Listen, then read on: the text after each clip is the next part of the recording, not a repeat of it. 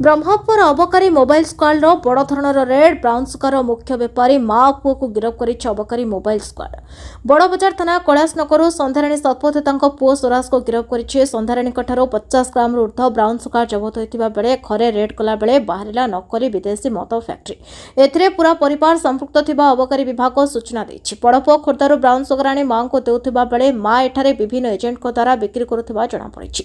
तेबे अबकारी mobile squad पक्षर ब्रह्मपुर एमकेसीजी मेडिकल पड़िया निकटर बड़ बजार अंचल बाबूदला यूएस नारायण पात्र प्राय 90 ग्राम ब्राउन सुगार सह धरिथिला। एमानंको पचराउचरा बेले संध्याराणी तांको सप्लाय करुवा जानिबाको पाई कैलाशनगर स्थित घर उपर रेड करथिले। सेतबेले कोनसी सूत्ररु खबर पाई संध्या फेरार हेबाको चेष्टा करथिबा बेले सेही साही निकटरु गिरफ करथिला। परे घरे जांच पाई कला बेले ताहा भितरे देखिबाको पाइथिला विदेशी नकली मद कारखाना। से सबो जिनिस को जबत करिछि। संध्या निज घर गंजाम ब्लॉक रे सेठारे घर भड़ा नहीं आउ एक पुओ माध्यम ब्राउन सुगार आनी सहर सारा सप्लाय करुवा जना पड़िछि।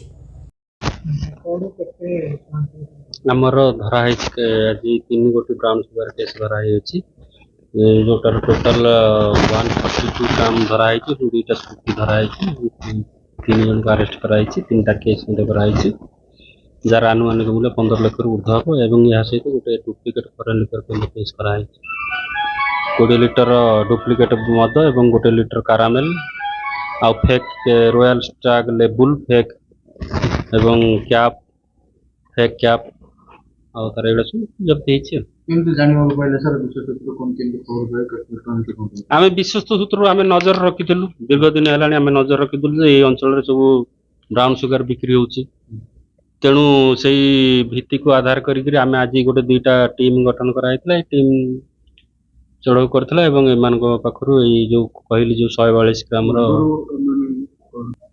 पूर्वर आमर एक्साइज एमान को केबे धरी नथिला। तबे आमे सब थाना रे एमान क्रिमिनल एंटीसेडेंट मागुछु जदि कोन केस थिबा आमे ता ऊपर मध्य कोर्ट को जणाइबो।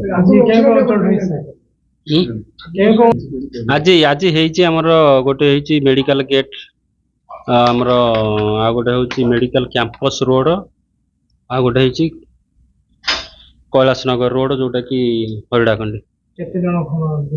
3 जन गिरफ टोटल 4 जन गिरफ होइछन्ती। डुप्लिकेट रे जने अरेस्ट हेछि एवं 3 जन 3टा पृथक केस रे 3 जन अरेस्ट हेइछन्ती जोटा ब्राउन सुगार केस नेट पारबन रेटु चढ़ाउ जोरदार जारी रहबो।